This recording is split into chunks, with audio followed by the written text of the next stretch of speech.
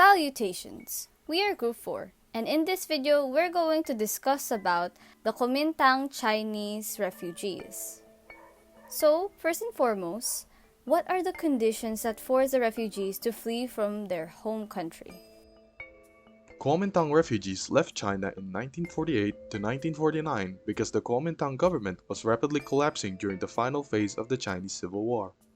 Major military defeats allowed communist forces to seize city after city, and people connected to the Kuomintang feared punishment under the incoming communist government. Early communist policies, including land reform and campaigns against counter-revolutionaries, created strong fears of arrest, confiscation of property, and forced political re-education. At the same time, severe economic breakdown in Kuomintang-held regions made daily life unsustainable. Although many escaped to Taiwan, others looked for the nearest safe places they could reach, which included several countries in Southeast Asia. Why did the Philippines become a destination or transit point? The Philippines became a destination and transit point for Kuomintang refugees due to a combination of geographic, political, and social factors in Southeast Asia after 1949. First, the Philippines' proximity to southern China, coupled with long-established Chinese merchant and kinship networks, made it a natural refuge for those seeking immediate escape. Many refugees already had connections to Philippine Chinese communities, which facilitated temporary shelter, employment, and documentation. Second, the Philippines' strong post-1946 political alignment with the United States and its anti-communist stance made the country relatively receptive to individuals fleeing CCP rule. This political climate also enabled the Kuomintang to maintain informal support networks through existing overseas Chinese organizations, including party-linked associations and schools. Third, some Kuomintang military remnants retreating from Yunnan into Burma and northern Thailand later dispersed into nearby countries. The Philippines became a staging ground for certain relocations or resettlement efforts coordinated with Taiwan and international agencies. Additionally, weaknesses and corruption in the Philippine immigration system during the late 1940s allowed some refugees to enter unofficially or with temporary permission. What challenges do refugees face during their journey? A refugee's journey in seeking shelter to a safe country is more often than not overwhelming, stressful, and can even cause physical, psychological, and emotional trauma, as they rarely have the chance to make plans for their departure, and when they do start their journey, they can face life-threatening conditions, violence and conflict, and lack of access to basic needs such as water, food, and shelter. The whole journey is enough to cause a strain within their health, due to the exhaustion experienced upon enduring improper conditions. Families can be separated, as some journeys have a possibility of being chaotic, and when that happens, some families are unable to communicate with each other. Once they arrive at the host country, the challenge of survival shifts to how they're able to adapt and rebuild their new life. They face legal scrutiny, discrimination and xenophobia, cultural and language barriers, and difficulty in adapting financially. With all those elements being faced by refugees, it impacts their mental health, affecting how they socialize. What happens upon their arrival in the Philippines?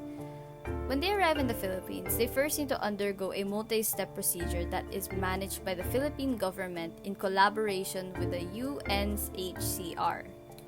The process is governed by the Department of Justice using the legal framework, the Philippine Immigration Act of 1940, where the refugees were selectively and discretionally admitted as an anti-communist political refugees.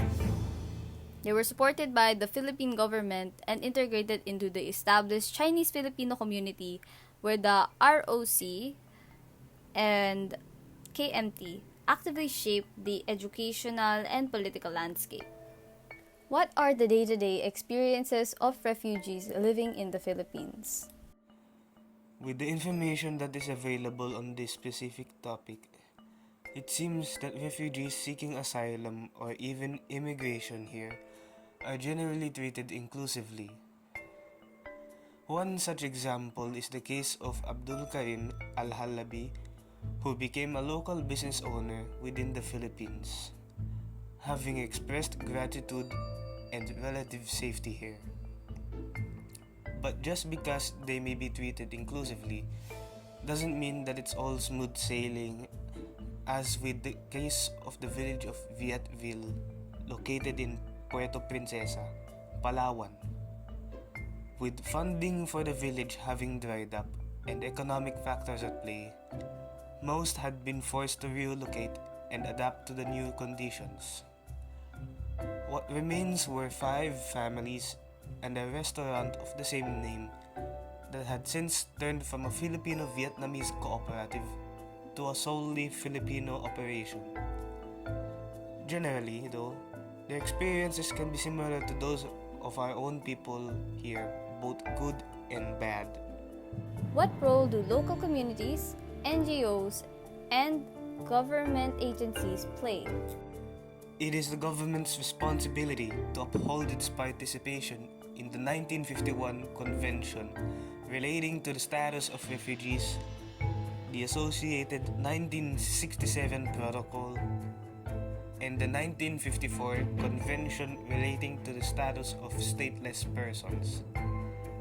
Whether these are followed is another matter entirely, but in an ideal world, these treaties are to be followed by government agencies. Local communities and NGOs, on the other hand, are not necessarily bound to these treaties, yet nevertheless still play a crucial role in providing support to refugees in cooperation with the government. They extend support in addition to those that are provided by government agencies, from small contributions to large-scale humanitarian work. What challenges remain for refugees in the country?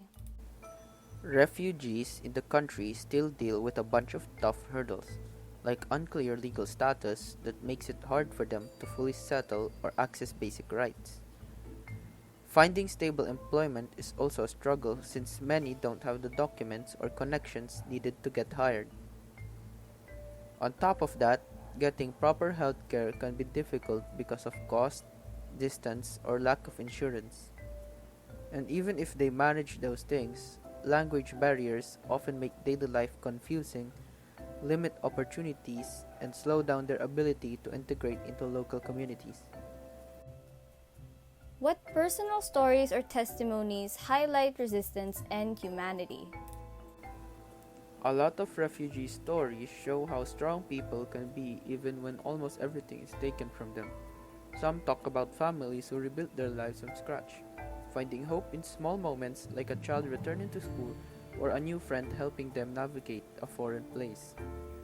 Others share the struggle of starting over but also the transformation that happens when communities welcome them, like learning a new skill, volunteering to help others, or opening a small business.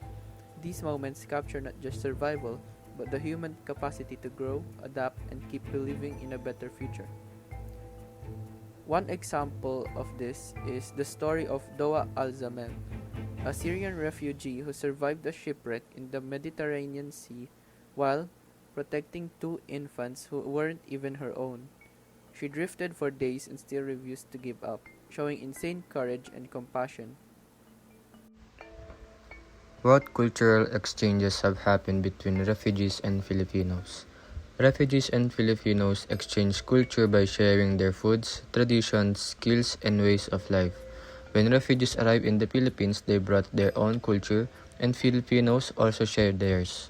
This created an exchange in cooking, language, arts work techniques, and daily habits, helping both groups connect, learn, and build more diverse communities. And what insights did you gain about forced migration and human security? I learned that forced migration happens because people are escaping danger, not because they want to live. Human security means protecting people's safety, dignity, and basic needs. It showed me that refugees are looking for survival and protection. This project made me see refugees not just as victims, but as strong individuals with culture and skills. I now understand they deserve empathy, respect, and support just like anyone else.